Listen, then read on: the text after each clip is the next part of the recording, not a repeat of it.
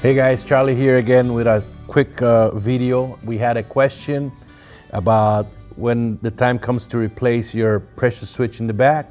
They kind of ask about the extra screw.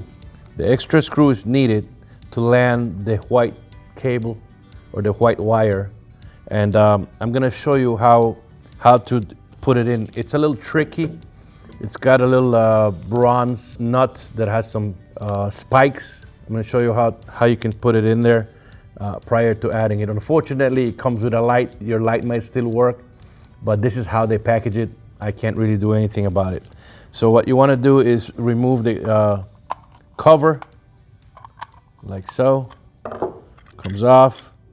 Now if you notice, the little bronze piece goes right in here.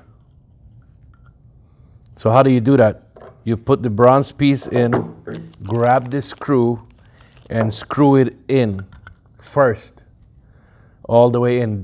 What that does is the prongs in here are gonna split in and embed themselves in here, which is going to secure the bronze piece in here. Then you put the screw back on. Actually, you don't have to remove the screw, just loosen it, put the wire in there, and then you tighten it back up, and you're done.